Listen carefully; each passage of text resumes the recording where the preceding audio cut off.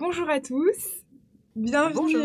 sur ce live avec Caroline. On est heureuse de passer cette petite heure avec vous sur cette pause méridienne. On va attendre quelques secondes avant de commencer pour que vous puissiez tous nous rejoindre et puis tous commencer avec nous la petite présentation et cette conférence. Bonjour Amandine, bonjour Inès, bonjour Ayette, bonjour Frédéric, bonjour Isabelle, bonjour Car. On est très très content d'être avec vous. N'hésitez pas à nous Enchantée. dire dans le chat si vous nous voyez et si vous nous entendez bien. Ça nous permet de savoir s'il n'y a pas de problème technique, auquel cas on fera une petite intervention. Mais donc juste dites-nous si vous nous entendez et nous voyez bien. Voilà. Bonjour Muriel. On attend quelques secondes et on commence. Alors... Bon, j'imagine que si on n'a pas de retour, c'est que ça marche. Super, merci Isabelle pour la confirmation. Eh bien, on va commencer. Alors, on va peut-être commencer par se présenter, n'est-ce pas Caroline? Tout à Parce fait. que vous nous voyez, vous nous entendez, donc on va vite se présenter. Puis on va également vous demander si vous qui êtes présent, vous pouvez également vous présenter pour savoir à qui on parle. Je commence. Alors moi, je suis Flore, je suis directrice de FPS, l'école des professionnels du bien-être. On a une super formation, on accompagne les futurs sophrologues dans leur préparation au métier de sophrologue. Donc voilà, moi j'anime des conférences pour vous donner le maximum d'informations, pour vous aider, pour vous conseiller. Puis après, je travaille avec Caroline, avec Christelle, qui sont formatrices et qui travaillent avec nous pour animer la formation, pour l'améliorer, etc. Voilà, on est en contact permanent avec vous, futurs peut-être élèves, et puis avec les formateurs. Voilà, Caroline, je te laisse te Tout présenter. à fait. Merci beaucoup Flore, enchantée. Bienvenue à toutes et à tous sur ce live. Je suis Caroline, je suis sophrologue installée dans le 9e arrondissement à Paris et je suis donc formatrice de l'école des professionnels du bien-être à Paris. Enchantée de faire ce live avec vous. Trop bien. Et tu vas nous donner des conseils, ton retour d'expérience aussi. C'est l'avantage de t'avoir avec nous aujourd'hui. Avec Euh, plaisir, ça marche. Et donc, si vous qui participez à ce live, vous pouvez nous dire qui vous êtes. Peut-être déjà, quelle est votre situation actuelle, quel est votre projet par rapport à la sophrologie. Est-ce que c'est une reconversion? Est-ce que c'est une formation que vous souhaiteriez entamer pour vous-même? Voilà, n'hésitez pas un petit peu à nous donner un peu de contexte. Comme ça, on va pouvoir aussi adapter un petit peu, passer plus de temps sur un point ou un autre en fonction de ce dont vous avez besoin. Alors, on a Vanessa, merci Vanessa, qui est éducatrice spécialisée en santé mentale. Super. On va attendre un petit peu que les autres, que vous puissiez tous vous présenter, ou en tout cas ceux qui le souhaitent, pour voilà, qu'on sache à qui on parle. Vanessa, est-ce que vous souhaitez faire peut-être vous former du coup pour utiliser la sophrologie dans votre métier, ou alors est-ce que c'est pour faire, faire un 180 degrés et vous reconvertir? Vous pouvez nous le dire. Amandine, vous êtes infirmière, vous aimeriez bien ouvrir un salon de bien-être pour les femmes battues. Ok, merci Ok. beaucoup Amandine.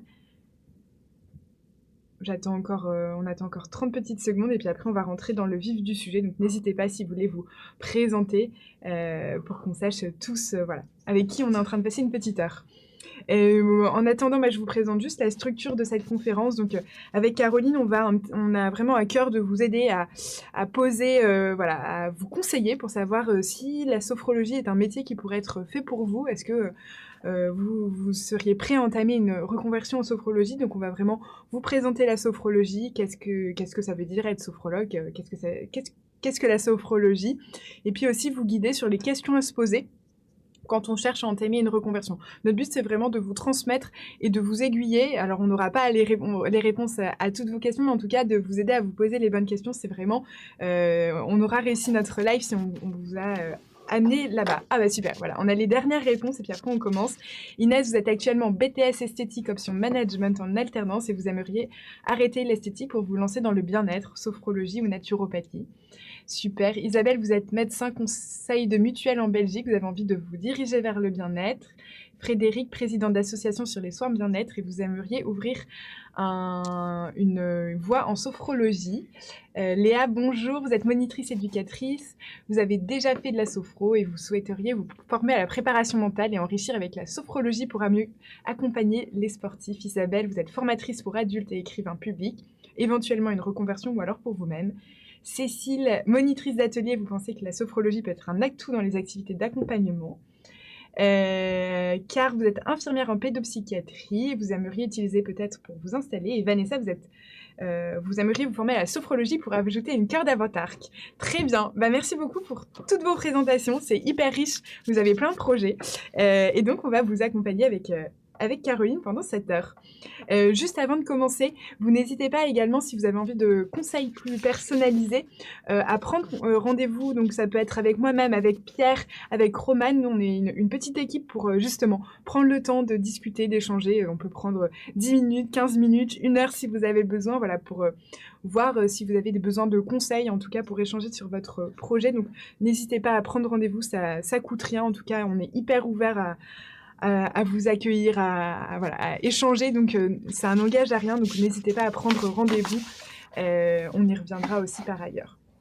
Et puis, juste avant de commencer, donc l'École des professionnels du bien-être, je vous disais en préambule, on vous propose une formation au métier de sophrologue depuis plus de 10 ans. On existe depuis 2014 et donc on a au fur et à mesure alimenté notre démarche, notre formation pour répondre aux besoins des personnes en reconversion ou alors qui souhaitent ajouter une corde à leur arc pour devenir sophrologue. Eh bien, je te laisse, Caroline, si tu veux commencer avec cette première question. Dans quelle direction se lancer avec la sophrologie? Oui, ça marche Flore. Bienvenue à nouveau à tout le monde. Donc la sophrologie, en général, on se dirige vers, cette discipline dans le cadre d'une reconversion professionnelle, pour chercher un métier qui soit plus en adéquation avec nos attentes, une quête de sens aussi bien souvent. Et on sait que, 74 des salariés ont déjà envisagé, au cours de leur carrière de changer de métier. Mais que évidemment, ça engage, tout un tas de conséquences et qu'à ce titre, on sait que 33 d'entre eux, ont peur de faire, mauvais chemin, de se tromper. Ça, c'est ce qui concerne la reconversion. Par ailleurs, on a aussi comme, certains des participants et d'ailleurs je m'en excuse, mais le live ne défile pas ici, donc je ne vois pas vos commentaires pour le moment que Flore me relaiera.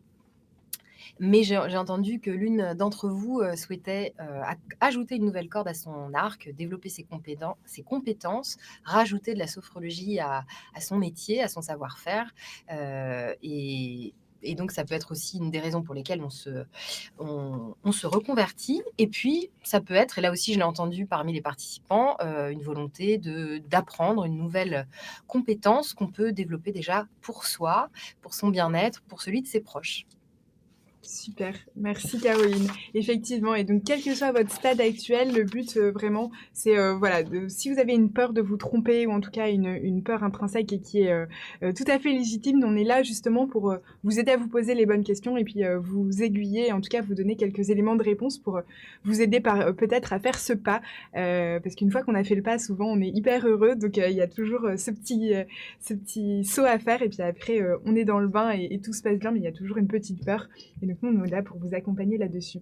Peut-être si vous voulez un petit temps d'échange, comme ça, je termine de voir qui vous êtes et puis je peux le transmettre à Caroline. Mais si vous voulez nous dire effectivement dans le chat pour les personnes plutôt en reconversion ou alors qui souhaitent ajouter une corde à leur arc, hein, mais à quel stade vous êtes dans votre reconversion, en tout cas dans votre projet de formation? Est-ce que vous êtes au stade 1, c'est-à-dire, voilà, vous avez vu passer cette conférence, vous vous êtes dit pourquoi pas, je connais pas la sophrologie et puis bah voilà, ça m'intéresse, ou au stade 9-10 où vraiment vous êtes assez avancé et vous avez, voilà, il vous manque peut-être un tout petit déclic avant de vous lancer, donc n'hésitez juste.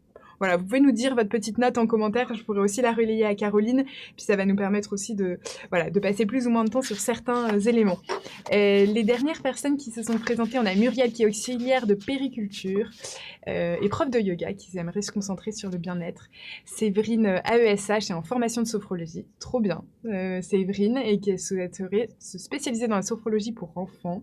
Valérie, assistante administrative sur chantier et qui a découvert la sophrologie personnellement et ça l'attire. Et Laure, aide-soignante qui aimerait accompagner les personnes dans les EHPAD.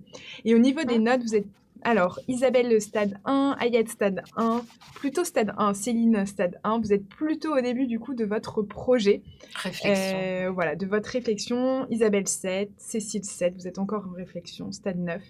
Amandine, il lui manque encore les déclics et surtout savoir où faire la formation. Ok, donc vous êtes assez, voilà, sur une échelle, vous êtes un petit peu à chacun des stades, donc on va essayer de, voilà, que ce soit bénéfique pour tout le monde. Et on va sans plus tarder rentrer dans le vif du sujet avec la découverte plus précise pour que vous ayez tous le même niveau d'information sur ce qu'est la sophrologie. Et là, je laisse une grande spécialiste, hein, Caroline, vous expliquer un petit peu tout ça. Ça marche. Donc je pense que chacune et chacun d'entre vous s'est déjà intéressé ou a eu la curiosité de rechercher ce qu'était la sophrologie. C'est globalement une méthode de relaxation. Elle a été élaborée par un médecin neuropsychiatre dans les années 60 qui avait la conviction que chacun d'entre nous détenait les ressources pour améliorer son bien-être. Et pour ça, il a été chercher différentes techniques un peu partout. C'est une méthode qui agglomère à la fois du yoga, de la méditation, de la phénoménologie, de la psychanalyse, de l'hypnose, de la relaxation progressive. Voilà, tout un ensemble de techniques très variées qui viennent d'un peu partout. Et il a, à partir de ça, créé la sophrologie, donc une méthode psychocorporelle qui utilise différents outils. Alors, on va y venir peut-être quand tu vas faire défiler. La sophrologie, elle a des outils principaux que sont d'abord la respiration, le fait d'utiliser le souffle dans différentes techniques pour apporter différents états émotionnels. Donc ça, c'est vraiment le premier outil. Ensuite, c'est la contraction musculaire volontaire pour apporter justement une détente musculaire, une détente mentale, émotionnelle. Et puis la prise de conscience de son corps, prendre conscience, se reconnecter à soi pour prendre conscience de son corps, de ses sensations et de ses émotions. Et on utilise aussi la visualisation positive, le fait d'utiliser des images mentales qui vont apporter du bien-être, de la détente, de la décontraction.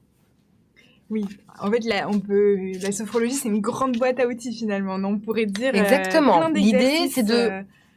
L'idée, c'est de rendre chacun autonome grâce aux outils que nous mettons à la disposition des personnes pour lesquelles nous pratiquons de la sophrologie. C'est de proposer ce grand panel d'exercices très variés, on va y revenir plus en détail, pour apporter une amélioration de l'état d'être à chacun. Oui, et tu disais le terme d'autonomie, je pense qu'il est hyper important en sophrologie, de se dire on vise l'autonomie de la personne au bout des 6 à 7 séances d'accompagnement pour que la personne elle puisse gérer son besoin et ses problématiques ensuite. C'est ce que nous, en tant que sophrologues, on propose aux personnes qui viennent nous voir, à la différence d'autres formes de thérapie, c'est qu'on va proposer une thérapie qui est brève, donc on parle en moyenne de 6 à 8 séances avec des pratiques en fonction du cadre plus ou moins personnalisé. Et ces outils-là, ils sont bien sûr à utiliser, à garder pour chacun, afin qu'ils puissent au quotidien les utiliser et prendre une certaine distance avec leurs émotions, avoir une autre gestion de leur quotidien.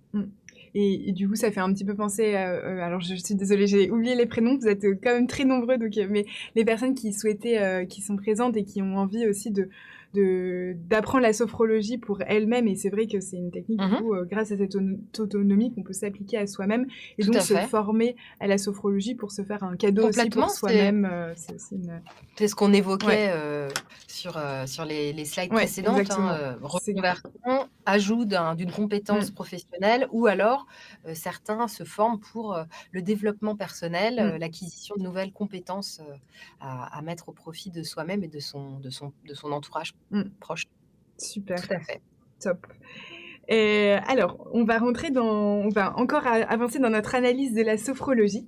Et là, je vais vous parler, moi, des 4 principes fondamentaux de la sophrologie, c'est-à-dire un petit peu la base de la sophrologie et la vision qu'a souhaité Alfonso Caicedo lorsqu'il a créé la discipline, et qui est donc un petit peu les valeurs qui sont intégrées par les sophrologues et qui régissent leur pratique. Donc, on a le principe qu'on appelle de réalité objective, c'est-à-dire qu'il faut que vous puissiez, en tant que sophrologue, comprendre et percevoir votre propre état de conscience pour en tenir compte lorsque vous allez accompagner quelqu'un d'autre. concrètement, c'est-à-dire que vous allez devoir expérimenter la sophrologie pour vous-même, pour comprendre ce qui va se jouer à l'intérieur de vous quand vous allez expérimenter les différents exercices de sophrologie, pour ensuite, quand vous allez accompagner quelqu'un, pouvoir mettre cette subjectivité de côté et donc être totalement dans l'accueil des sensations et des perceptions dont vous fera part la personne que vous allez accompagner.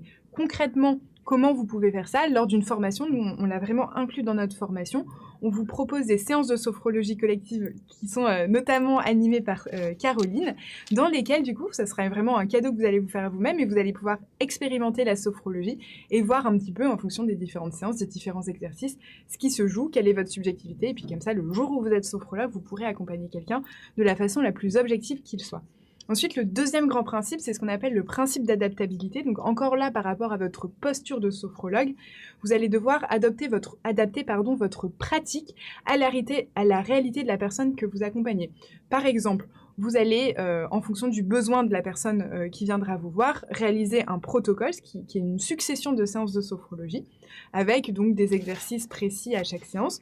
Et peut-être qu'au bout de la deuxième séance, la personne qui va venir vous voir va vous dire bah, « ça, en fait, cet exercice, je ne comprends pas, il ne fonctionne pas. » Enfin, voilà. Et donc là, vous allez devoir... Bah, certes, vous avez fait votre protocole, mais vous allez devoir revenir dessus pour vous adapter à la personne, à ses sensations, à ses perceptions, à ses retours. Donc ça, c'est un deuxième grand principe. Le troisième, c'est celui qu'on appelle d'action positive. Si on doit le résumer brièvement, c'est le fait qu'une action positive sur une partie de votre conscience va se répercuter positivement sur l'ensemble de la personne, donc de vous-même. Et donc, entre guillemets, on pourrait résumer ça par le positif attire le positif. Et donc, vous allez venir cibler un besoin précis avec un accompagnement sophrologique, mais ça va innerver, ça va se répercuter sur l'ensemble de votre vie, de votre perception du monde, etc. Et le dernier grand principe, c'est l'intégration du schéma corporel. Et là, Caroline y reviendra aussi, mais vous allez, grâce à la sophrologie et la personne que vous allez accompagner, les personnes que vous allez accompagner aussi par la suite, vont percevoir leur corps à des niveaux de plus en plus profonds. Donc, lors des premières séances, ça va être d'abord, on va prendre conscience du mouvement, de la forme, et puis ensuite, ou même au cours d'une séance, on va aller plus en profondeur et prendre conscience de ses sensations, de ses perceptions. Voilà, ça va vraiment être une progressivité et une intégration de ce schéma corporel et de cette connaissance de notre fonctionnement. Voilà, je ne sais pas si Caroline, tu veux ajouter quelque chose sur ces 4 principes. Oui, je pensais simplement à l'adaptabilité. Adapter sa pratique, c'est aussi, prendre en considération l'état de la personne qui est en face de nous. Si elle s'est blessée, par exemple, on va pas lui proposer, tel et tel type d'exercice, tu vois? Ouais. Des personnes âgées pourront peut-être pas avoir, ou pas forcément, mais des personnes blessées ou une femme enceinte aura pas la même, capacité de réaliser un certain nombre de pratiques, et donc voilà, on adapte aussi en ce sens, en prenant en considération à chacune des séances l'état de la personne, du moment. Ouais, trop bien. Et après, tu vas revenir sur comment se déroule une séance, et donc là, tout prendra son Oui, sens. on en reparlera, Voilà. bien sûr. Et... On va en parler. Je te laisse parler des lieux d'exercice. Oui, bien sûr. Alors, le lieu principal auquel on pense, peut-être en priorité, c'est le cabinet de sophrologie, le fait de s'installer.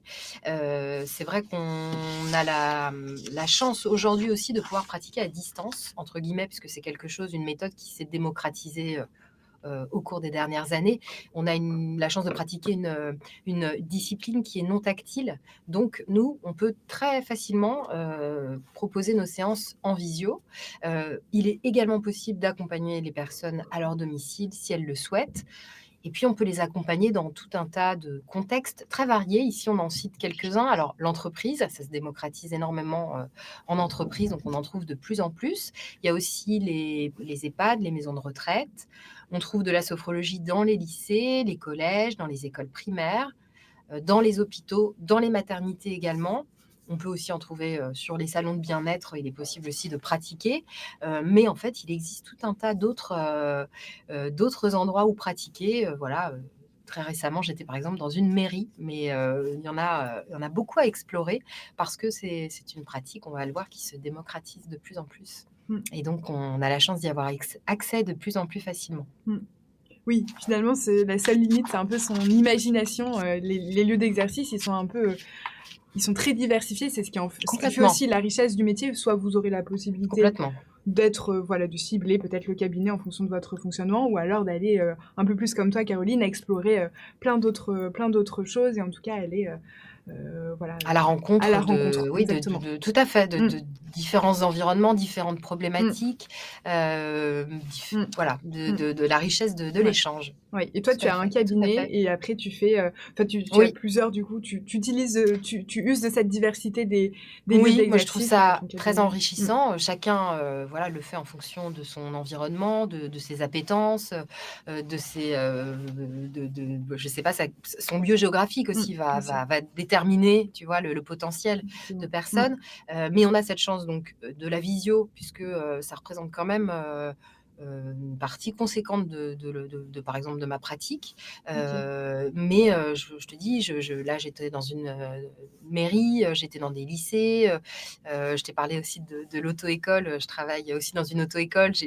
Voilà, dans le cadre d'un échange, j'ai pu, ça m'a paru assez cohérent Mmh. de proposer à des personnes qui passent le permis de conduire, qui sont donc très régulièrement ou ponctuellement dans des états potentiels d'anxiété, bah, de proposer des outils pour en fait passer cette étape puisque, on va le voir, on peut, réaliser de la préparation mentale avec la Mmh. sophrologie, accompagner les personnes dans tout un tas de domaines et bah, pourquoi pas le permis de conduire et c'est ce que je fais entre autres. Voilà.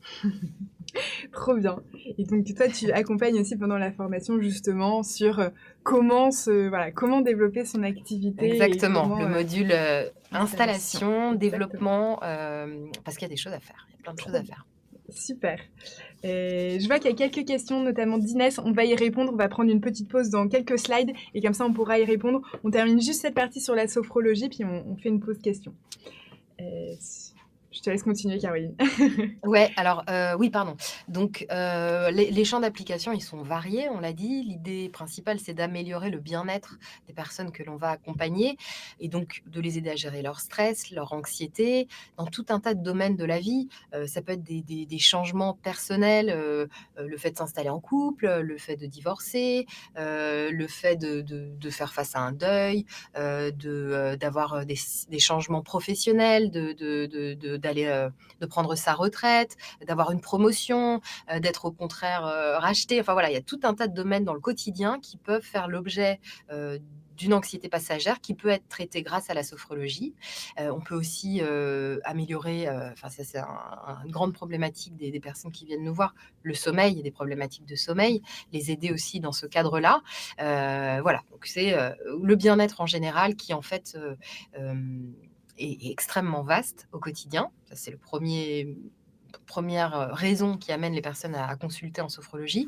Ensuite, on a la préparation mentale, on en a parlé tout à l'heure. C'est le fait de se projeter sur un événement de manière positive, puisque le positif amène le positif. Enfin, on a tout un cadre de techniques, de protocoles particuliers qui vont permettre aux personnes de se préparer mentalement. Alors, on a parlé de permis de conduire, mais il y a aussi entretien d'embauche, mariage. J'ai régulièrement eu des préparations de prise de parole, donc de discours à un mariage qui générait pas mal de stress, se préparer à un accouchement, voilà, il y a tout un tas de projections qu'on peut faire, grâce à la sophrologie. Deuxième thème, qui fait partie des demandes et puis troisième, mais il y en a encore d'autres, c'est notamment l'accompagnement au traitement médical. Alors, bien sûr, on parle de complément, de complémentarité, d'accompagner les personnes dans le cadre de la maladie, du traitement médical, les aider à gérer ce moment, grâce aux exercices, de sophrologie, pour mieux vivre les douleurs, mieux vivre le traitement. Mais on a aussi encore d'autres aspects qu'on peut travailler, pour lesquels on peut accompagner, les personnes qui viennent nous voir, notamment dans le cadre d'addiction ou de phobie, par exemple. Top et j'interromps juste, avec, une question de Laura. Est-ce pertinent, pardon, pour des personnes âgées en fin de vie? Oui, la visualis j'ai pas eu le sujet, mais en tout cas, j'ai eu dans le cadre d'accompagnement du traitement de la maladie, donc des personnes, hem, dans le cadre de problématiques assez lourdes, avec lesquelles on travaillait de la visualisation, donc des sophronisations. En fait, ça ressemble à de la méditation, de proposer des images ciblées pour leur faire du bien. Et oui, ça leur faisait beaucoup de bien. Donc, je suis certaine que des personnes âgées aussi ressentiraient du bénéfice Mmh. à voyager mentalement vers Mmh. des images qui les apaisent. Top. Merci. Alors, on parlait donc de la forme, en fait, de la pratique de la sophrologie. Les séances peuvent être individuelles, cabinet essentiellement, ou collectives, des groupes. Ça peut être des groupes, ouverts ou bien des groupes fermés, donc des groupes qui reviennent, enfin un même groupe sur tout un ensemble de séances ou bien des personnes, qui viennent ponctuellement à des séances. Et les autres cadres, ce sera soit en structure, donc on l'a dit tout à l'heure, entreprises, hôpitaux, maisons de retraite et cetera, ou bien, cabinet. Donc c'est soit individuel, collective, soit en structure, soit en cabinet. Pour la forme, les degrés, donc en sophrologie, il existe, alors on va peut-être pas vous les servir tout de suite, les 12 degrés, de spiritualité, mais là, on se consacre sur les 4 premiers degrés dans notre école. Ce sont les degrés qui sont comme un cycle fondamental de connaissances pour pouvoir pratiquer la sophrologie. Et puis en sophrologie, vous allez le voir rapidement, on a 2 types d'exercices. D'abord la relaxation dynamique, c'est le fait de réaliser des mouvements lents calés sur le souffle, et on a une partie sophronisation, en fait, c'est méditation, proposer des images. Et donc avant de proposer ces images, on a un parcours, de relaxation, de scan corporel, où on va amener la personne dans un état de détente avant de lui proposer des images pour, lui permettre, d'atteindre ses objectifs grâce à la sophrologie. Super. OK pour toi? Ouais, très bien. Et là, bon, petite coquille sur, le titre, de notre présentation. Mais là, Caroline va vous expliquer un petit peu plus concrètement, voilà, si vous lancez dans la sophrologie pour en faire votre métier ou alors une activité, annexe, comment ça va se dérouler concrètement, cet accompagnement, sophrologique? Ça marche. Donc il y a d'abord un échange, qu'on appelle l'anamnèse. C'est le fait de recueillir des informations sur la personne. Donc on va lui poser tout un tas de questions. Ça dure, le temps d'une séance en général, et c'est savoir, comment elle se sent, ce qui l'amène à venir vous voir, comment elle dort, comment elle mange, comment est son environnement. Vraiment tout un tas de questions qui vont nous amener à la définition d'un objectif. À partir de cet objectif, vous allez créer, élaborer un protocole de 6 à 8 séances en moyenne. Tout est adaptable, hein, on rappelle, c'est un de nos principes, mais tout est adaptable. Et à partir de là, on va donc définir un programme ensemble de 6, 7, 8 séances où on va donc pouvoir proposer un travail personnalisé, euh, et avec une voilà, prise de conscience de différents aspects. En tout cas, ce seront des exercices ciblés et sur mesure. Voilà pour le préambule. Et ensuite, l'organisation même des séances, elle est très structurée. Il y a d'abord un temps d'échange, un temps de pratique et à nouveau un temps d'échange. Le premier temps d'échange permet au cours de l'accompagnement, de savoir comment va la personne, si elle a, s'il y a eu des changements à noter sur la dernière semaine écoulée, si elle a pu s'entraîner aussi. Et ensuite, il y a la pratique. La pratique, on l'a dit juste avant, c'est un temps de mouvement lent calé sur le souffle, la relaxation dynamique, et un temps de sophronisation, ce temps où la personne est confortablement installée et guidée par le son de votre voix. Et à l'issue de la pratique, il y a à nouveau un temps d'échange, où on va essayer d'inviter la personne à verbaliser, si elle en a envie, ce qu'elle a ressenti au cours de la séance. Et une séance, ça dure à peu près, c'est quoi? C'est 1 Une heure ou heure, 1 heure? Donc une heure. le temps d'accueil, il du enfin, c'est quoi, si tu vois, si tu dois dire, temps Je d'accueil, temps dirais c'est, d'exercice, temps temps d'échange? les temps d'échange, c'est 5 à 10 minutes. La OK, pratique, la plus large, c'est 20 minutes à peu près de relaxation dynamique, d'accord. 25 minutes de sophronisation, OK, trop bien. classiquement, mais on s'adapte. OK. Très bien, le champ d'avis, le principe. OK, bah, trop bien. Bah, donc là, on vous a un peu expliqué, remis un contexte sur la sophrologie, sur le métier pour, voilà, que vous ayez tous le même degré d'information et que vous puissiez comprendre un petit peu, bah, quel est le quotidien d'un sophrologue, dans quelle structure le sophrologue peut exercer. Maintenant, dans cette troisième partie, on va essayer de vous aider à vous poser des questions et à vous donner des billes de réflexion sur, bah, voilà, quand on a envie de se lancer dans une formation en sophrologie, quand on veut se reconvertir peut-être en tant que sophrologue, bah, quelle réflexion il faut avoir? Donc n'hési ah oui, pardon, j'avais promis à Inès une réponse à une question, donc je me rends, je suis désolée, j'avais oublié. C'était la question de est-ce que la sophrologie est reconnue à l'étranger? On y reviendra, mais donc la sophrologie, est un métier non réglementé en France. C'est-à-dire qu'il n'a pas de diplôme d'état de sophrologue et dans, de nombreux pays limitrophes, on pense à la Belgique notamment, au Luxembourg, c'est un métier également non réglementé. Donc il y a certains pays, qui vont reconnaître la sophrologie, mais on va dire dans notre espace, francophone direct en Europe, c'est plutôt un métier comme en France qui est non réglementé. Si tu veux enfin voilà, si tu veux me compléter, Caroline, mais grand bien.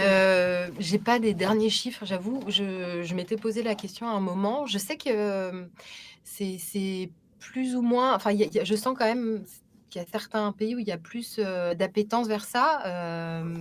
Moi, j'ai quelques fois pratiqué, pas souvent, c'est pas ma spécialité, mais on m'a demandé quelquefois des séances en anglais. Je Ah sais oui. que j'ai eu un anglais, un monsieur anglais, un monsieur italien.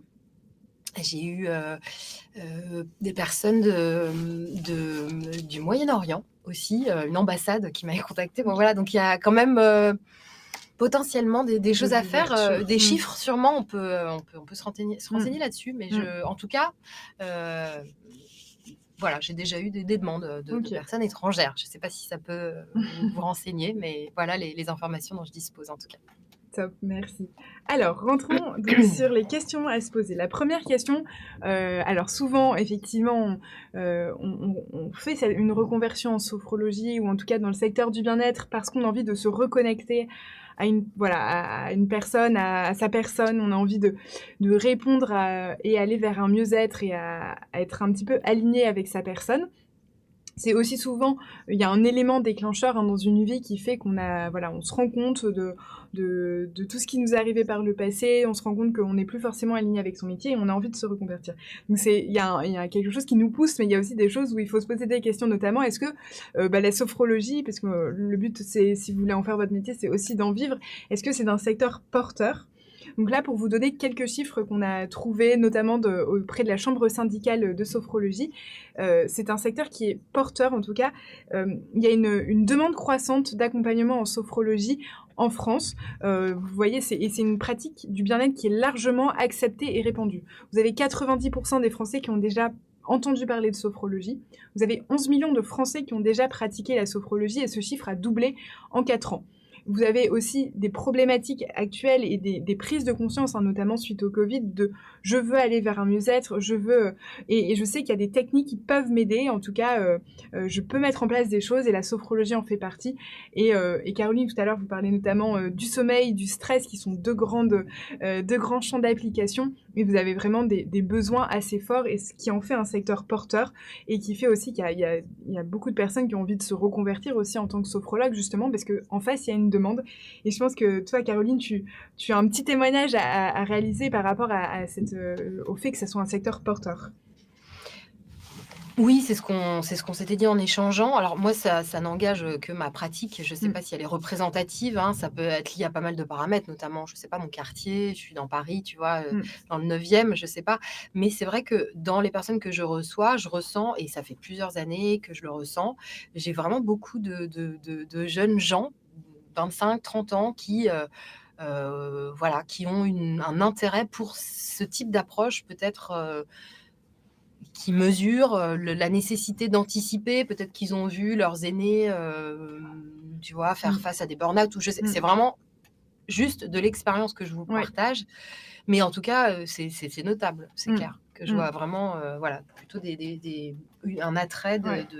plutôt de jeunes gens, quoi. Et oui, et puis enfin, si on prend aussi un peu comme ça, mais les rayons dans les librairies de développement personnel Ouais, et mieux-être, c'est aussi des rayons qui sont en forte croissance. On tout sent qu'il à y a quand fait. même Bah, ça, c'est sûr. une prise de conscience en tout cas et qui fait de la sophrologie un secteur intéressant et Mmh. peut-être assez en avance, on va dire, sur le futur. En tout cas, il y a un retour Mmh. à une Oui, tout volonté à d'aller fait. vers un mieux-être et on est peut-être allé trop Complètement, loin avec des et méthodes ouais, naturelles, tout à exactement, fait. Ralentir, en fait. Je pense qu'il y a exactement. un vrai besoin de prendre un temps pour soi, de prendre conscience de soi, de faire un pas de côté. Mmh. Donc oui, la sophrologie s'intègre complètement dans cette mouvance, globale. Mmh. Je pense vraiment, ouais.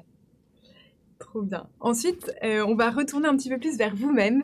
La deuxième question à se poser, c'est aussi, bah, est-ce que vous alors on vous a parlé, hein, du métier de sophrologue, donc déjà vous allez pouvoir voir si c'est quelque chose qui peut vous correspondre. Mais il y a peut-être une question à se poser sur est-ce que moi j'ai les qualités pour être un bon sophrologue?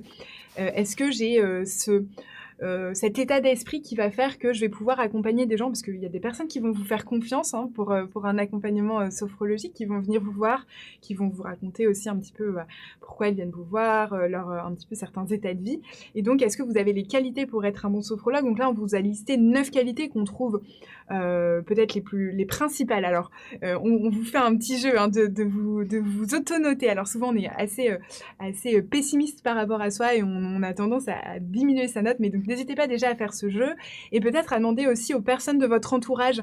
C'est un conseil aussi qu'on aimerait vous donner voilà, de discuter de ce projet aussi avec les personnes qui vous entourent et de leur demander bah, est-ce que tu penses que j'ai ces qualités-ci? Est-ce que tu penses que je ferai un bon sophrologue? Ça va vraiment, je pense, vous conforter ou alors au contraire vous dire non, bah non, j'ai pas du tout les bonnes qualités. Le but, c'est pas d'avoir ces 9 qualités, hein, sinon, enfin, c'est pas du tout notre discours, mais c'est voilà, de vous dire est-ce que j'ai 4-5 qualités qui sont quand même des qualités essentielles du sophrologue. Là, bah, du coup, oui, si oui, vous pouvez réfléchir à aller plus loin. Si vous en avez une sur 9, bon, c'est un peu plus compliqué peut-être. En tout cas, on pense à l'empathie parce que Mmh. des La personnes vont priorité. venir vous voir avec, voilà, avec des choses à vous dire, des choses à vous partager, l'écoute aussi et la bienveillance, c'est vraiment trois qualités qui sont un peu en lien par rapport au métier. L'autonomie, puisque vous allez être à votre propre compte, donc vous allez Tout à fait. devoir voilà, vous prendre en main et gérer une activité. La neutralité, alors Caroline, je te laisserai revenir sur ça parce qu'on s'était Oui, dit ouais, on s'était dit que mais je te laisse Ouais continuer ou et je si tu veux, termine et puis après je te vas-y, laisse, vas-y, finir sur la vas-y. neutralité. La patience parce que vous allez, donc accompagner sur 6 à 8 séances des personnes. Peut-être qu'elles vont pas forcément intégrer à la vitesse que vous souhaiteriez, les exercices et cetera. Donc voilà, il va falloir être patient et pédagogue pour expliquer aussi la démarche. Communication, là ça revient parce que vous êtes face à quelqu'un, mais également aussi vous faire connaître auprès, de votre future clientèle. La rigueur parce que vous avez, voilà, ce qu'on vous disait, hein, des personnes qui vous font confiance. Donc vous avez ce devoir bah, voilà, d'appliquer les protocoles, enfin voilà, d'aller au bout des choses et puis avoir envie d'aider les autres, c'est je pense ce qui va innerver toute votre démarche, mais cette envie en tout cas de faire quelque chose au service des autres. Voilà Complètement. un petit peu, donc n'hésitez pas à nous dire en commentaire et puis Caroline, je te laisse peut-être Oui, montrer cette ambivalence empathie-neutralité. oui, ouais, ouais, c'est ce qu'on avait relevé parce qu'en fait, toutes ces, voilà, il faut faire, preuve de mesure comme toujours, et voilà, je repensais, à une expérience, au tout début où j'ai commencé, où j'avais vraiment été très choquée par voilà, c'était une histoire, assez lourde, donc j'avais fait preuve de beaucoup d'empathie. Mais il faut aussi rester neutre.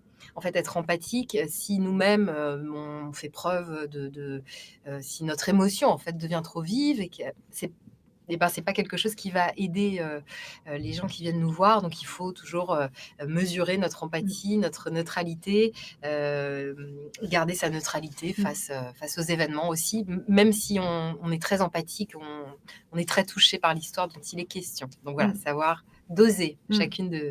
chacun de ces aspects-là. Et est-ce que finalement ce serait pas du coup relié au principe, d'objectivité, tu vois? De te dire, Complètement. bah, Ouais, je reste complètement. objectif par rapport à ce qu'on me dit. Complètement. Ouais, Mmh. objective et Mmh. c'est après tu reçois, tu vois, toi aussi, des informations, parfois des choses graves, douloureuses, Mmh. qui peuvent faire écho et il faut être en capacité de se dire, Ouais. heu: «Bon, là, est-ce que je suis à même Mmh. d'accompagner cette personne? Est-ce que» donc ça fait tout Mmh. à fait partie de ce principe. Et Tout toi, à ça fait, mais t'est c'est des déjà choses que arri vous ouais. verrez.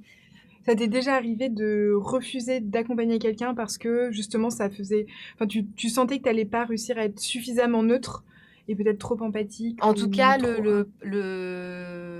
oui, j'ai le souvenir là, un truc assez récent d'ailleurs, une jeune femme qui, c'était pas quelque chose de lourd, de grave, mais de dire, voilà, là ça fait écho à quelque chose chez moi, je vous le dis, je suis pas certaine, en tout cas OK. d'échanger, de le partager, mais Mmh. c'était un aspect parmi d'autres, donc enfin voilà, on continue Oui. pour l'instant, mais voilà, avoir Mmh. cette objectivité Ouais. vis-à-vis de soi, c'est Ouais. c'est exactement ce que tu disais, quoi. C'est ça, tu lui as partagé et tu as dit: «Bah, voilà, je Ouais. vous partage ça et puis après Ça c'est fait écho vous chez moi, aussi» ouais, je OK.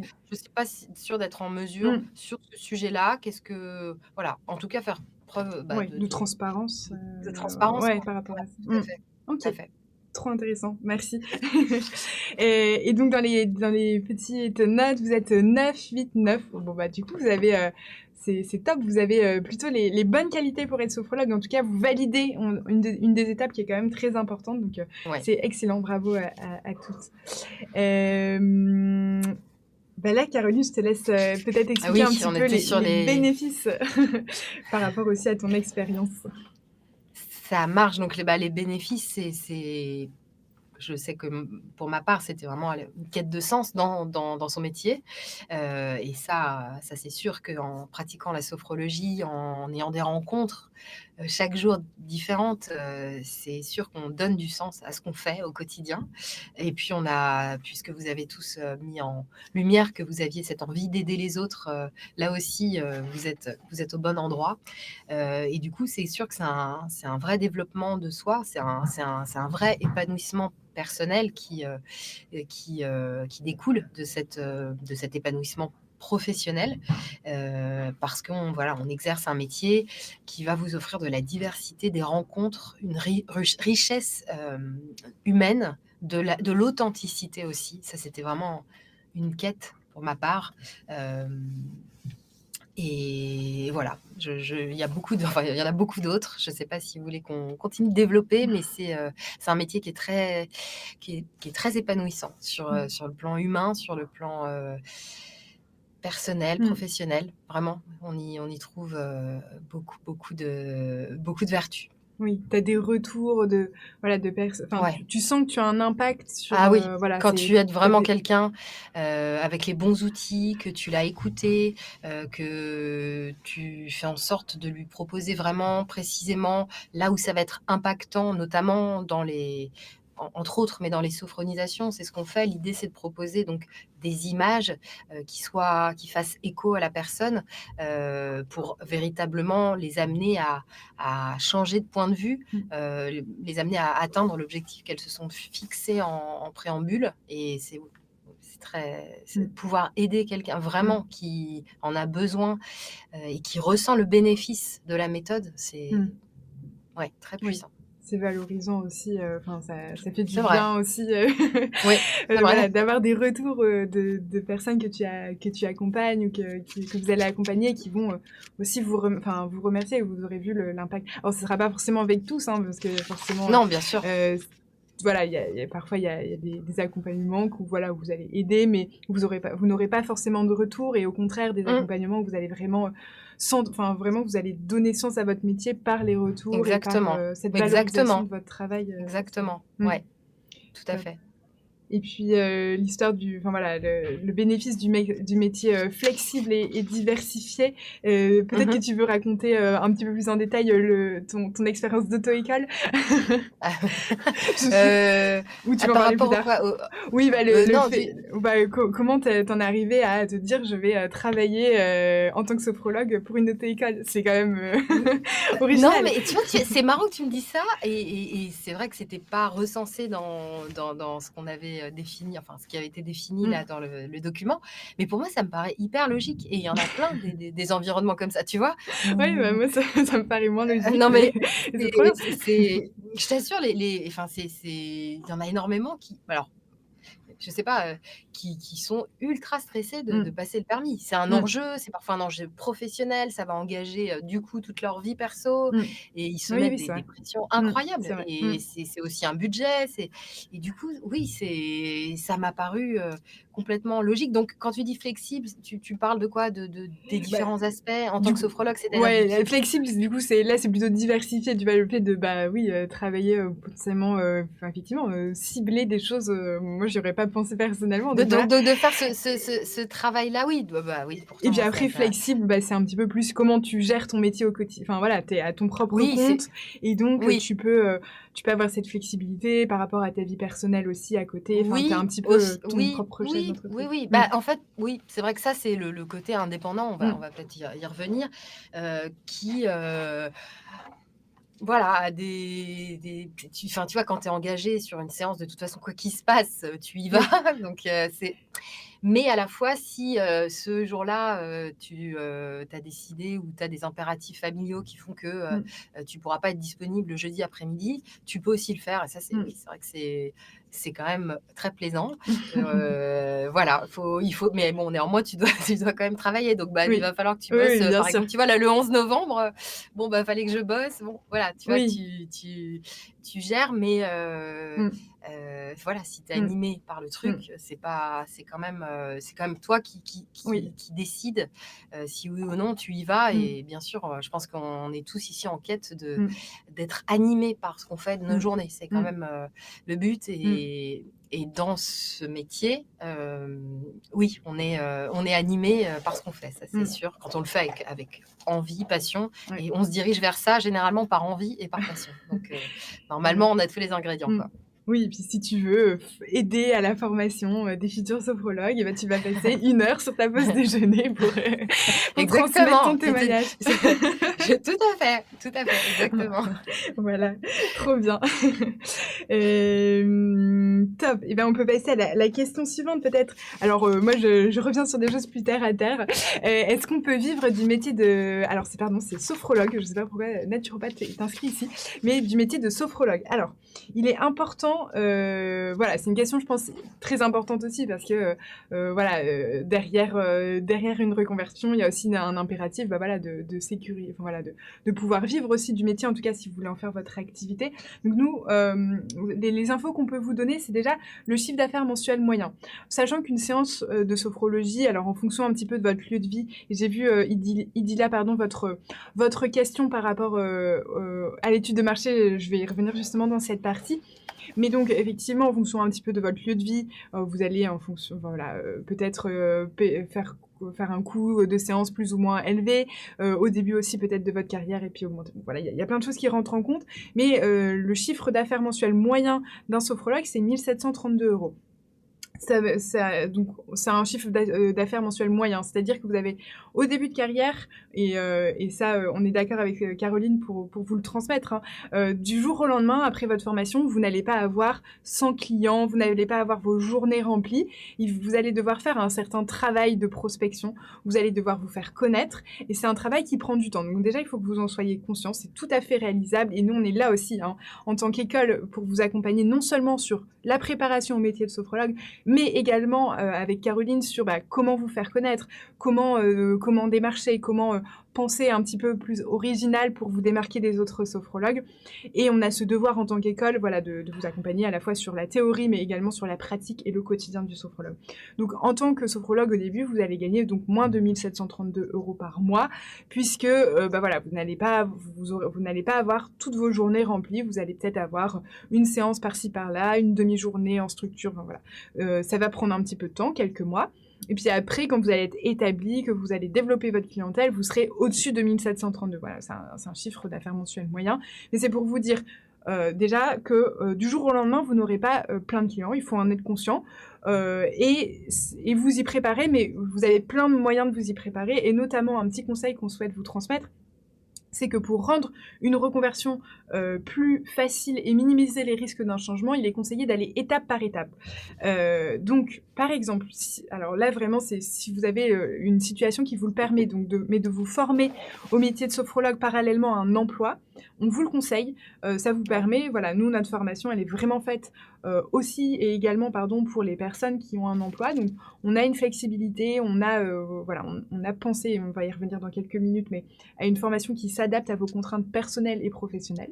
Ensuite, dans un premier temps, c'est de séparer votre temps de travail, être à la fois peut-être à mi-temps sophrologue et à mi-temps avoir un travail, peut-être garder votre travail actuel ou un travail plus dit alimentaire, qui va vous permettre de vous enlever un petit peu une épine du pied et de vous dire, ok, je vais pouvoir prendre plus le temps de développer mon activité de sophrologue sans avoir voilà, une enclume au-dessus de la tête et donc d'être un peu pris par le temps. Et voilà, c'est grâce à ce temps que vous allez développer votre activité et que votre activité, elle va être pérenne. Donc vraiment, si vous avez cette possibilité d'allier voilà, quelque chose d'un peu plus alimentaire et votre métier, on va dire, qui vous remplit la sophrologie, c'est bien. Et puis à un moment, les voyants vont être au vert et vous allez pouvoir être sophrologue à 100%. Et donc là, bah, lâchez les chevaux, allez-y et c'est extra. Mais voilà, on voulait vous dire, ça n'arrivera pas le premier mois, ça n'arrivera pas le deuxième mois. Il va falloir peut-être 5-6 mois déjà pour vous faire connaître. Vous aurez des séances, mais ça ne sera pas un emploi du temps totalement rempli. Et puis, je voulais également vous dire juste le top 3 des régions qui accueillent le plus de sophrologues. Donc, vous avez l'Île-de-France avec 22%, la région Auvergne-Rhône-Alpes et la région Provence-Alpes-Côte d'Azur, juste pour vous donner un petit peu où sont les sophrologues en France. Mais donc, si vous habitez ces régions, ça ne veut pas forcément dire qu'il n'y a pas de place pour vous, puisque c'est également là où la population est la plus importante. C'est vraiment Paris, Lyon, Marseille, des grands cœurs économiques en France. Donc, vous avez aussi beaucoup de demandes, beaucoup d'entreprises, etc. Voilà, mais c'est juste pour vous donner un petit peu voilà, une répartition des sophrologues en France. Et donc, je réponds à la question d'Idilia qui demandait est-ce qu'il faut faire une étude de marché sur les besoins éventuels dans notre secteur, surtout à la campagne. Effectivement, c'est hyper intéressant. Voilà, au moins de vous renseigner, et puis après nous on va vous accompagner pendant la formation, de regarder un petit peu ce qui se passe autour de vous, de voir les sophrologues qui sont dans votre espace géographique. Est-ce que ce sont des sophrologues dits généralistes? Est-ce que ce sont des sophrologues qui adressent un champ d'application en particulier? Voilà, pour vous aider à vous démarquer et puis aussi voilà, à réfléchir à comment aller chercher des clients, comment vous faire connaître. Donc c'est intéressant au moins de regarder études de marché quand on est à la campagne, vous allez avoir du mal à savoir si les gens autour de vous vont être intéressés par un accompagnement sophrologique, mais vous pouvez vous dire que s'il n'y a pas de sophrologue autour de vous, vous allez pouvoir vous implanter et a priori, il y a un tel besoin en France actuellement d'accompagnement vers le mieux-être que vous allez avoir des clients qui vont venir et qui vont au fur et à mesure vous connaître. Voilà, pour répondre à cette question. Tac, tac, tac. Et on revient sur... je vois quelques questions dans le chat sur les niveaux d'études, la formation, on y revient juste après. On finit juste cette partie avec Caroline et puis après on vient dans le vif du sujet de la formation. Je te laisse conclure, Caroline, peut-être sur cette partie des grandes questions et des réflexions à se poser. Ça marche. Bon, on va commencer par les inconvénients pour finir en beauté par les avantages. Donc, on l'a évoqué tout à l'heure, quand on est sophrologue, on est indépendant et donc ça implique tout un tas de gestion, notamment gestion administrative. Il faut faire ses factures, envoyer des devis, il faut gérer tout l'aspect financier, prendre des assurances, notamment responsabilité civile, enfin on verra ça. Et puis il y a tout l'aspect marketing. Vous devez marketer votre offre en fait en tant que sophrologue. Donc ça implique des outils, un savoir-faire, des compétences. Peut-être que vous les avez d'ailleurs. En fait, on se rend bien compte que il est important d'utiliser votre savoir-faire. Vos métiers actuels seront vos outils de demain parce que je sais que des anciennes juristes étaient en capacité de créer des contrats de prestation de services avec des entreprises beaucoup plus facilement. Voilà, vos anciens métiers vont être des outils, mais en tout cas, vous allez être seul pour les manipuler. Et puis, voilà, il y a tout cet aspect aussi de gagner en légitimité, se faire connaître. J'en ai un petit peu parlé. On se met aussi en insécurité quand on quitte son entreprise, son emploi, ou en tout cas même si on le fait en partie, on a dit que c'était une recommandation qui était fortement conseillée. Mais en fait, il y a quand même, voilà, vous débutez dans quelque chose de nouveau, un nouveau marché, une nouvelle posture. Et donc, forcément, c'est un challenge. Donc c'est, l'inconfort juste avant le grand saut, mais il y a quand même quelque chose de l'ordre de l'insécurité au début que vous allez, travailler au fur et à mesure de votre pratique.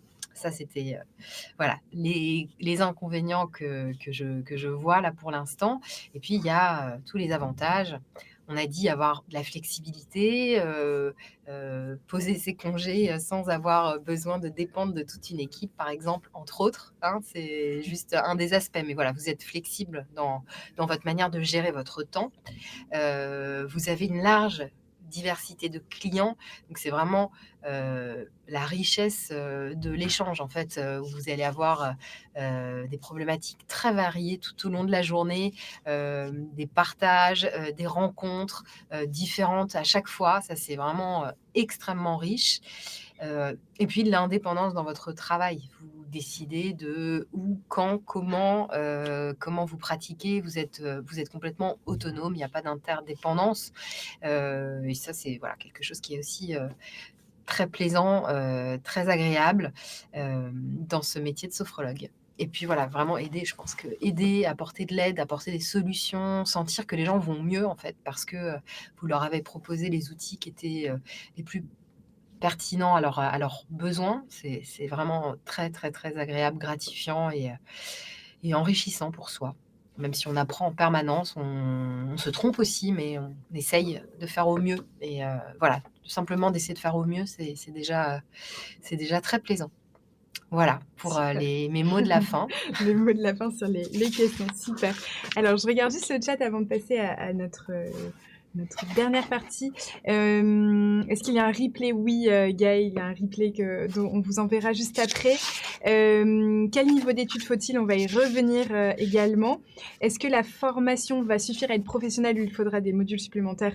La formation, initiale vous forme, vraiment à être sophrologue et puis après, si vous voulez vous spécialiser sur un point ou un autre et devenir vraiment expert d'un domaine, vous pouvez faire des spécialisations, mais vraiment la formation initiale, vous permet d'être sophrologue et d'exercer.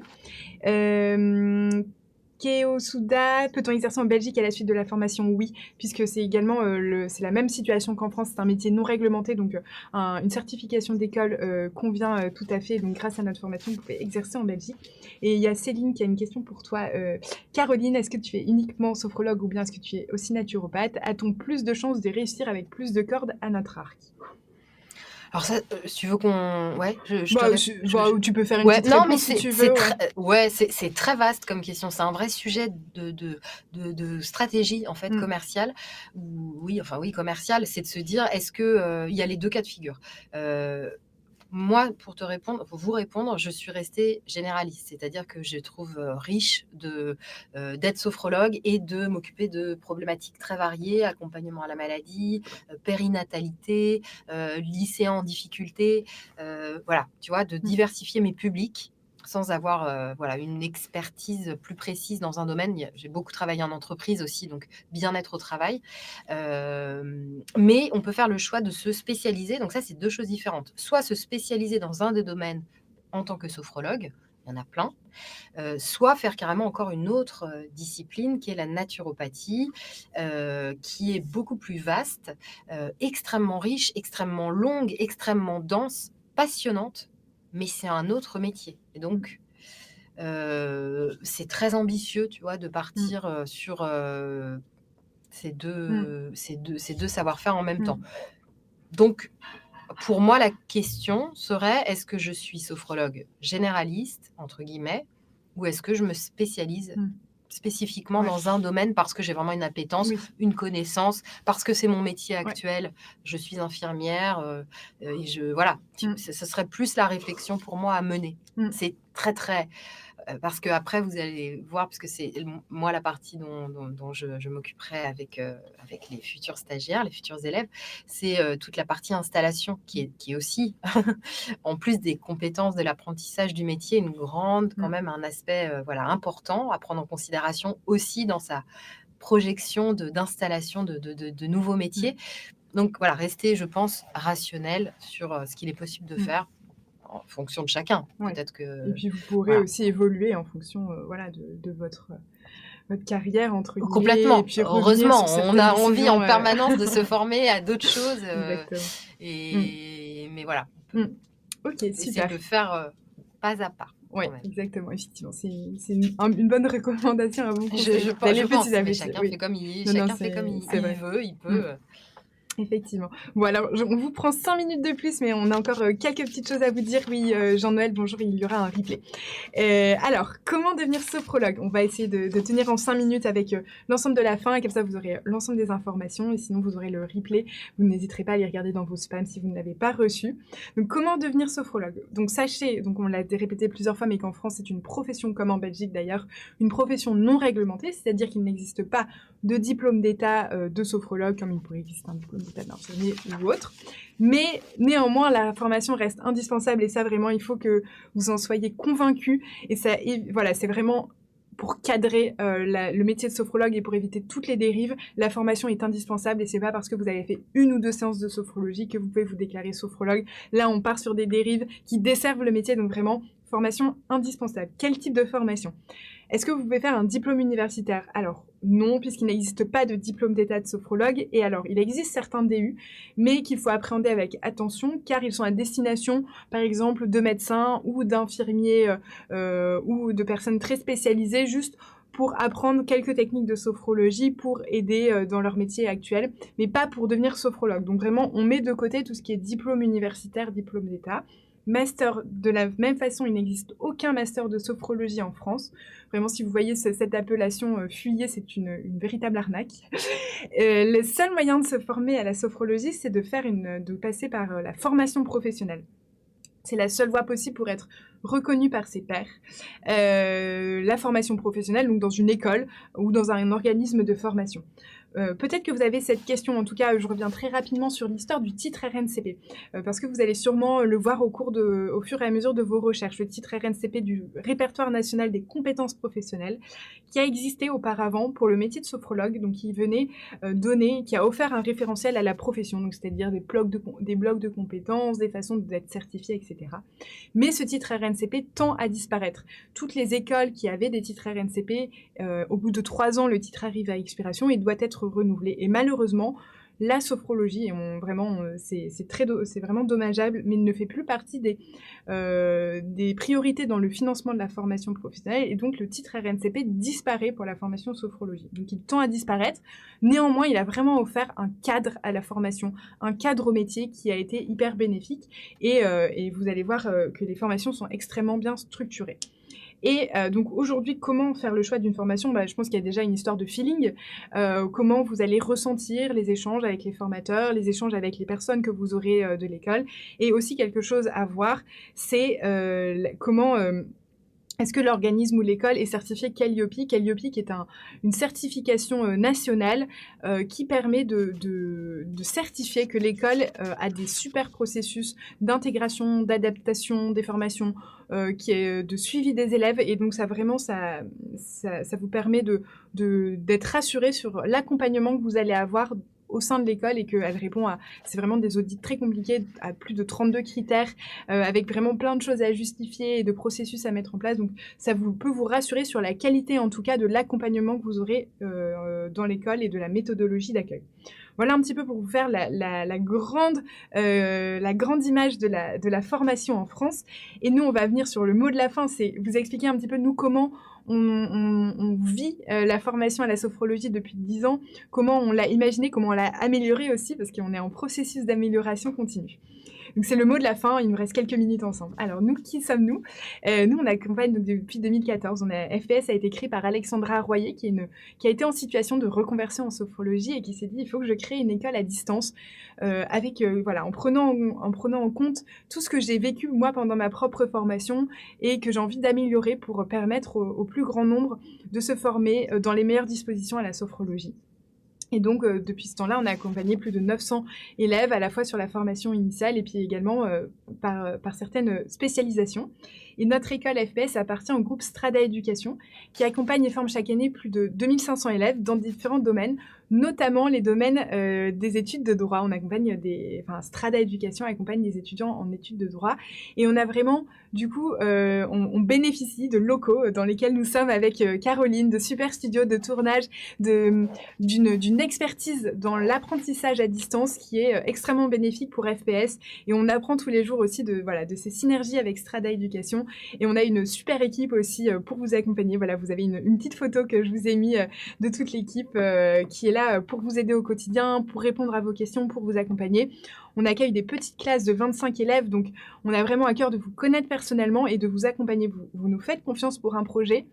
Et donc là, on répond, on veut incarner aussi ce qu'est un sophrologue, mais donc de cette relation de confiance, cette relation d'accompagnement. Et donc on est là pour vous accompagner au bout de votre projet et d'être présent à chaque étape et puis de pouvoir vous conseiller au mieux. Voilà, des petites photos de l'équipe. Donc, on a des responsables techniques, des responsables de formation, dont je fais partie, l'équipe pédagogique, les formateurs, dont Caroline fait partie. Et puis, voilà, c'est un petit peu tout le monde. Ça, je vous ai déjà dit, mais on a donc une formation au métier de sophrologue de qualité. La prochaine session de formation débute le 2 janvier. Et comment ça va se dérouler? Alors, je vois plein de questions qui arrivent, je vais essayer d'y répondre. Vous avez donc 7 modules de formation, plus un module de pré-rentrée qu'on a donc là qui fait partie de l'amélioration continue. Nos élèves nous ont dit, on a envie de mieux comprendre le fonctionnement du corps humain, puisque la sophrologie, si elle est bénéfique et elle fonctionne, c'est qu'elle a des aspects, pardon, j'en oublie mes mots au bout d'une heure. Elle a des Des vertus, voilà, merci Caroline, sur certains systèmes du corps humain. Et donc, on a créé avec Aurélien Simon, un ostéopathe et kinésithérapeute, là, pour cette nouvelle session de janvier, un module avec des cours d'anatomie et de physiologie. C'est passionnant. Et ça vous permet, voilà, de commencer à vous former avant le 2 janvier. Et ensuite, on va comprendre au fur et à mesure et avancer sur la compréhension de la sophrologie, la pratique du métier de sophrologue. On insiste vachement sur la pratique avec des classes virtuelles, donc des séances de sophrologie collective, des ateliers questions-réponses, des séances de travail en groupe sur des cas pratiques. Donc on peut vous dire, telle situation, quel type de séance vous proposeriez, quel type d'anamnèse, comment vous allez mener l'anamnèse, etc. Donc on vous forme aux 4 degrés de la sophrologie, puis après on vous aide à vous installer, et là Caroline intervient également sur cette partie, installation professionnelle en tant que sophrologue, qui est hyper importante et qu'on peut parfois avoir tendance à oublier, mais qui est partie intégrante, c'est un facteur clé de succès de votre future activité. Et pour finir, donc nous, notre formation dure 330 heures et se déroule en 9 mois, du 2 janvier au 2 octobre. Puis après, vous avez aussi la possibilité du coup de passer la certification d'école après le 2 octobre. Donc présenter un dossier d'accompagnement sophrologique et puis après pour recevoir votre certification de sophrologue. Ça se fait à distance avec donc 7 modules, avec des cours en live, des cours disponibles sur la plateforme, des échanges aussi avec les formateurs et un superviseur. Et au tarif de 2 200 €. Les places sont limitées et là, on est en train de finaliser nos inscriptions puisqu'on est bientôt le 2 janvier, mine de rien. Donc n'hésitez pas, si vous êtes intéressé, à rapidement nous contacter, au moins pour en discuter. Voir aussi par rapport au financement. Les financements, c'est une grande question par rapport à la sophrologie, donc on peut en discuter. Je vous remets ça si vous voulez prendre rendez-vous et je vais prendre les questions, les dernières questions avant de finaliser tout ça. Alors, Idilia, d'un organisme à l'autre, le coût est assez variable. On explique par la durée du contenu, la qualité du contenu ou la durée. Alors, vous avez en fait deux formations encore en France qui proposent l'utilisation du CPF, compte personnel de formation. Ça va probablement se terminer, en tout cas c'est rattaché au titre RNCP, et donc les formations via CPF coûtent plus cher, et peut-être aussi sur la durée et le fait peut-être si c'est présentiel ou distanciel. Nous on a choisi le juste tarif, en tout cas le tarif qu'on estime juste entre on a une super qualité, donc il faut faire vivre l'école, mais aussi vous permettre de vous accompagner dans votre projet. On sait que ça a un coût, donc on vous accompagne notamment par la possibilité de payer jusqu'à 12 mensualités sans frais. Keosuda, oui. Française vivant en Belgique, est-ce que vous pouvez intégrer notre formation? Oui, on a déjà 3 élèves belges inscrites pour notre prochaine session de formation, donc on vous accueille avec plaisir.